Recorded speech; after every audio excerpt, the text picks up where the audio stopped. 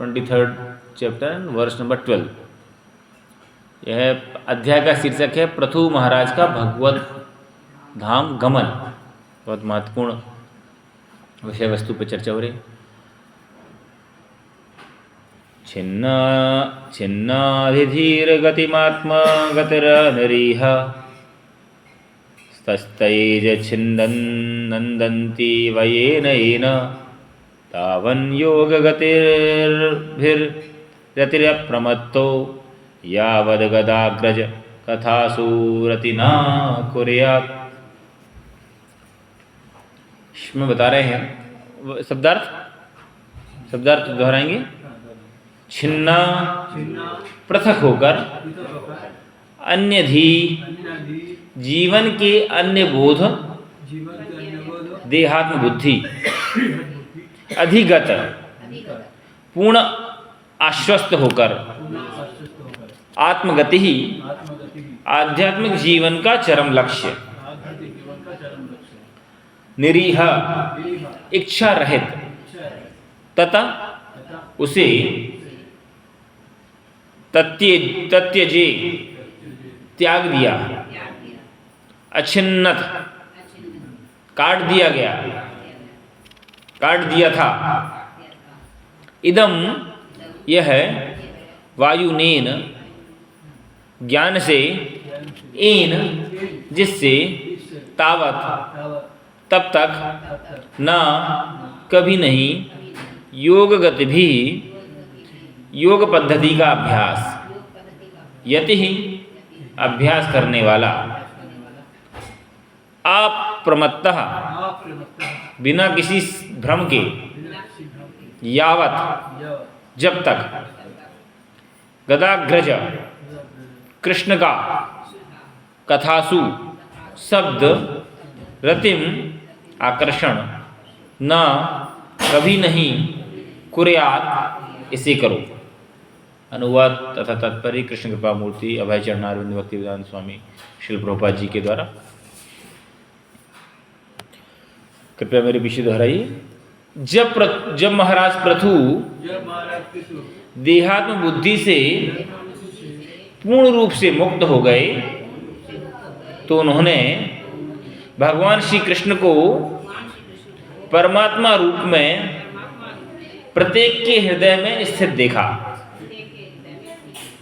इस प्रकार उनसे सारे आदेश पाने में समर्थ होने पर उन्होंने योग तथा ज्ञान की अन्य सारी विधियां त्याग दी।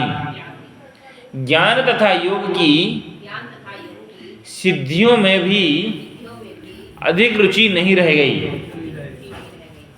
क्योंकि उन्होंने पूरी तरह से यह अनुभव किया कि जीवन का चरम लक्ष्य तो भगवान श्री कृष्ण की भक्ति है,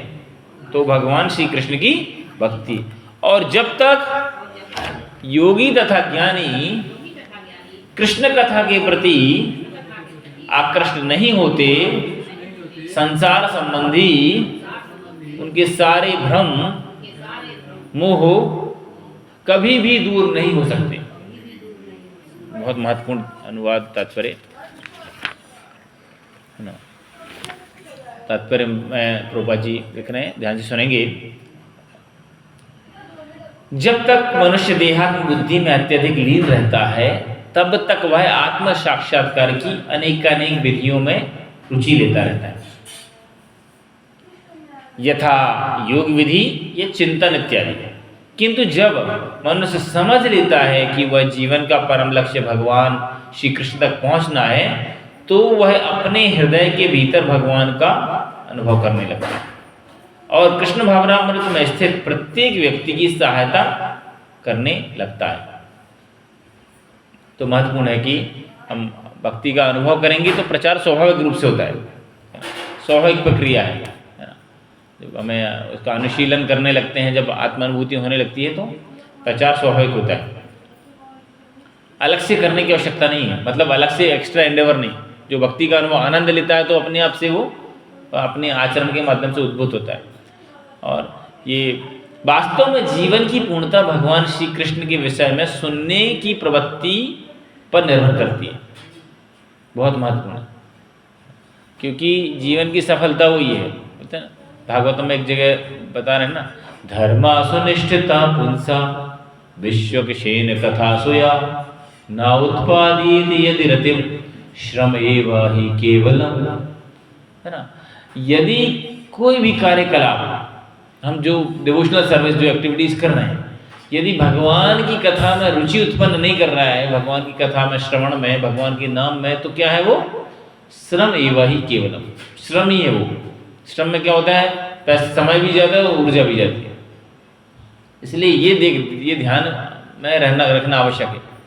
कोई भी गतिविधि, कोई भी सेवा के साथ साथ में हरि नाम और भगवत श्रवण में रुचि बढ़ना चाहिए, क्योंकि अभी तो हम इतना भाग दौड़ लेते हैं, एक समय आएगा कि हम चल भी नहीं पाएंगे, है ना। अभी हम जो एक्टिविटीज़ कर रहे हैं, बड़े बड़े प्रचार कार्य कर रहे हैं, सेवाएं कर रहे हैं, दुनिया भर सब कर रहे हैं, निस्संदेह करना चाहिए, ये भी आवश्यक है, क्योंकि इसको करने से हरिनाम में मन लगता है। लेकिन अंतिम जो समझ में हमारे बैक ऑफ माइंड में होना चाहिए कि अंत समय में एक ही एक्टिविटी जो हम कर पाएंगे वो है श्रवण, और कुछ समय बाद हो सकता है श्रवण भी ना कर पाएँ, कीर्तन, और जोर से नहीं तो मन से। ये आज नहीं तो कल ये स्थिति पैदा होने वाली है, तो इसलिए हमें ये ध्यान रखना है, अन्यथा फ्रस्ट्रेट हो जाता है व्यक्ति। भौतिक दुनिया में तो फ्रस्ट्रेट रहे ही, भक्ति जीवन में यदि हमने भगवत कथा और भगवत नाम के प्रति रुचि उत्पन्न नहीं की तो एक दिन फ्रस्ट्रेट होना ही है, क्योंकि हमारा मैनेजमेंट भी एक दिन हम नहीं कर पाएंगे, हमसे अच्छे एक्सपर्ट लोग आ जाएंगे, है ना। हम बुक डिस्ट्रीब्यूशन है, हम कथाकार हैं, हम प्रवचन करता है, हम अच्छे प्रचारक हैं, हम अच्छी कुकिंग करते हैं, वो भी करते हैं, एक समय बाद नहीं कर पाए। ये समस्या क्या है? मतलब आप आशीर्वाद दीजिए कि मैं भी उसको जो बोल रहा हूँ अनुशीलन कर पाऊँ। समस्या क्या है कि मैं भी उस समस्या को फेस करता हूँ कि हरिनाम करने में कभी हमें लोगों की वाहवाही नहीं मिलती, इसलिए हम उस पर ध्यान नहीं करते, है ना। अरे बहुत अच्छा जब करते हैं प्रभु जी आप, माता जी, इसलिए हम उस पर ध्यान नहीं देते। और आप बढ़िया कुकिंग करते हैं माता जी, और प्रभु जी आप बढ़िया मैनेजमेंट करते हैं, क्या आप सिंगिंग करते हैं प्रभु, आप क्या कथा करते हैं, है ना, क्या आपने बढ़िया फेस्टिवल ऑर्गेनाइज किया, क्या बिजनेस मैनेजमेंट, तो लोगों को दिखता है और लोग उसकी प्रशंसा भी करते हैं। लेकिन चूंकि हरिनाम का क्वालिटी, और वो केवल हम ही खुद को और भगवान को ही समझ में आता है कि भैया क्या बोल रहा है, क्या परेशान कर रहा है, बुलाता है फिर सुनता नहीं है लाइक दिस, है ना, बार बार बुलाता है फिर भगवान, तो वो सारी चीज़ें हैं, इसलिए हम उस पर ध्यान नहीं दे पाते। होता है, मैंने अनुभव किया। हमने एक हमारे वरिष्ठ हमारे जो मेंटर हैं, काउंसलर भक्ति, मतलब उस समय प्रेसिडेंट थे वो, अभी सन्यासी हुआ, भक्ति प्रेम स्वामी महाराज, उनसे हमने पूछा महाराज जब हम लोग बेस संभालते थे, सेंटर संभालते थे, तो हमने कहा महाराज जब आप आते हैं तो हम बहुत आगे पीछे भागते हैं, आपके लिए फूल माला लेके आना, आपके लिए, है ना, आपकी प्रसाद सर्विस करना, कुकिंग करना, प्रसाद की थाली धोना, बिस्तर लगाना, उसमें हम बहुत उत्सुक रहते हैं। कोई वक्त आता है, लेकिन हम भगवान की सेवा में उतनी उत्सुकता नहीं दिखाते। हम सोचते हैं कल ही तो हमने भोग लगाया था, वो आपका टर्न है आज, कल तो हमने सफाई की थी, वो आपकी है, ये बर्तन मैं नहीं धोऊंगा, मैं केवल भोग लगाऊंगा। ऐसा क्यों होता है? तो इसका कारण ये है कि हमें भगवान से तुरंत वाहवाही और थपथपी नहीं मिलती, हमें भक्तों से थपथपी और वाहवाही मिल जाती। भगवान कुछ बोलते नहीं, अच्छा किया बुरा किया, तो हम सोचते हैं उसमें कौन ध्यान दे, हमें तो वाहवाही चाहिए। मतलब आप लोग, मैं दुर्भाग्य से मेरे अंदर भी ये भाव है, आप आशीर्वाद करिए कि वो निकल जाए। तो ये बहुत महत्वपूर्ण है कि ये प्रवृत्ति है, वो उस पर ध्यान देना। एटीट्यूड बोलते हैं, नेक्टर ऑफ इंस्ट्रक्शन में लिख रहे हैं ना, the progress in the Krishna consciousness depend on the attitude of the follower. उसका रवैया कैसा है, वो कार्यकलाप हम किसके लिए कर रहे हैं, वो जनता की वाहवाही के लिए कर रहे हैं, माला के लिए कर रहे हैं, हरि बोल बुलवाने के लिए कर रहे हैं, या भगवान के लिए प्रसन्नता के लिए कर रहे हैं। बाहरी रूप से तो सेम दिखेगा, अंतर मन केवल भगवान ही जानते हैं, और भगवान उसी प्रकार से फिर रेसिप्रोकेट भी करते हैं। यो यथा माम प्रपद्यन्ते तामस्तरे भजाम्यहम्, है ना। भगवान बोलते हैं कि देखो, हमारे आचार्य बोलते हैं कि if you want name fame and glory you can get name fame and glory, but you will not get Krishna. But if you want Krishna then you will get Krishna also and name fame and glory also. जैसा प्रभुपाद जी को आज सारी दुनिया में 192 देशों में हर बार प्रभुपाद जी की महिमा गान हो रहे हैं। आगे बता रहे हैं, इसलिए श्लोक में कहा गया है कि यावद गदाग्रज कथासु रति न कुर्यात्, जब तक मनुष्य कृष्ण में तथा उनकी लीलाओं में रुचि नहीं रखता तब तक योग विधि या ज्ञान के द्वारा मुक्ति का प्रश्न ही नहीं उठता। किसी पद्धति से जब तक भगवान की कथा में रुचि ना उत्पादित यदि रतिम श्रम एवा ही केवलम। आगे बता रहे हैं, भक्ति की अवस्था प्राप्त कर लेने के बाद पृथु महाराज को ज्ञान तथा योग की विधियों में अरुचि हो गई, अतः उन्होंने उन्हें त्याग दिया। यह शुद्ध भक्तिमय जीवन की अवस्था है जिसका वर्णन श्री रूप गोस्वामी ने किया है। अन्याभिलाषिता शून्यम ज्ञान कर्मादि अनावृतम अनुकूलेन कृष्णानुशीलनम भक्तिरुत्तमा। वास्तविक ज्ञान का अर्थ यह समझ लेना है कि जीवात्मा भगवान का नित्य दास है। जीवेर स्वरूप हो कृष्णेर नित्य दास। यह ज्ञान अनेकानेक जन्मों के बाद प्राप्त होता है। इसलिए तो भगवान गीता में बता रहे हैं, बहुनाम जन्मनाम अन्ते, बहुत जन्म और मृत्यु के पश्चात ज्ञानवान माम प्रपद्यते वासुदेव सर्वमिति सा महात्मा सुदुर्लभा। बहुत रेयर है, सुपरलेटिव डिग्री है। अब सुदुर्लभ, दुर्लभ ही कठिन है, सुदुर्लभ है ना, सुसुंदर, सुशील, सुशिक्षित, सु जहाँ पे सुपर मतलब बहुत ही विशेष। आगे बता रहे हैं, अच्छा यहाँ लिखा है ना 7:19 में भगवान बता रहे हैं, बहुनाम जन्मनाम अन्ते ज्ञानवाम प्रपद। परमहंस अवस्था में मनुष्य कृष्ण को ही सब कुछ मान लेता है। वासुदेव सर्वमिति सा महात्मा सुदुर्लभा। जब मनुष्य समझने लगता है कि श्री कृष्ण ही सब कुछ है और कृष्ण भक्ति चेतना ही जीवन की परम सिद्धि है, तो वह परमहंस या महात्मा कहा जाता है।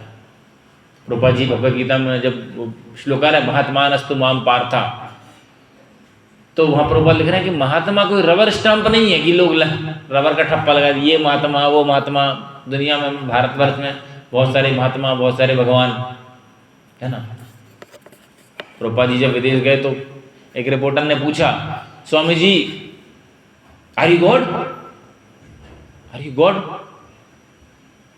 पर no, I am a servant of the God.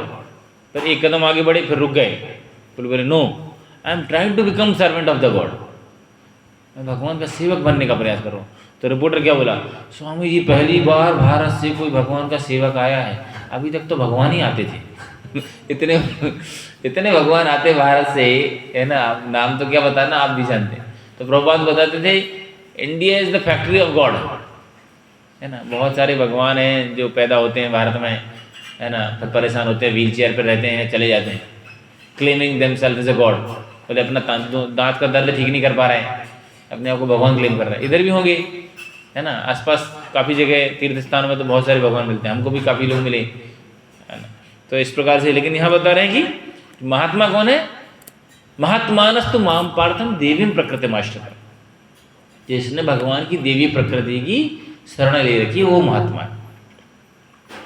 जब मनुष्य समझने लगता है कि श्री कृष्ण ही सब कुछ हैं और श्री कृष्ण भक्ति चेतना ही जीवन का परम सिद्धि है, तो वह परमहंस या महात्मा हो जाता है। ऐसा महात्मा या परमहंस दुर्लभ होता है। इसलिए भागवत में बता रहे हैं कि मुक्तानाम अपि सिद्धानाम नारायण परायण कोटिस्वपि प्रसन्नात्मा सुदुर्लभ प्रसन्नात्मा कोटिस्वपि महामुनि। भागवत में बता रहे हैं करोड़ों में कोई एक होता है जो केवल भगवान को, है ना, नारायण परायण, केवल नारायण की शरण में ले रखा। परमहंस या शुद्ध भक्त कभी भी हठ योग या चिंतन के प्रति आकर्षित नहीं होगा, है ना। ये अलग अलग विधियां, है ना, क्योंकि ये अलग अलग स्टेप है, सीढ़ी हैं। तो बताते हैं कि यदि भक्ति योगी है व्यक्ति, तो इसका मतलब है पहले किसी न किसी उसमें कर चुका है। ये ध्यान योग, ज्ञान योग, कर्म योग, अष्टांग योग सब कर चुका है। कोई व्यक्ति पोस्ट ग्रेजुएशन कर रहा है तो उसको पूछने की आवश्यकता नहीं, भाई साहब 12th पास किया था क्या, मतलब ऑब्वियस किया होगा बाय डिफॉल्ट। तो इसीलिए भक्ति योग का जो अनुशीलन कर रहा है, इसका मतलब ये कहीं ना कहीं पहले कर चुका है ना, इसलिए उसको उस तरफ आकर्षित होता नहीं। वह तो भगवान की आमिश्रित भक्ति में ही रुचि लेता है, अनअडल्टरेटेड डिवोशनल सर्विस, है ना। अहेतु की अप्रतिहता, हेतु नहीं होना चाहिए, ऑब्जेक्टिव नहीं होना चाहिए, कोई मतलब नहीं होना चाहिए।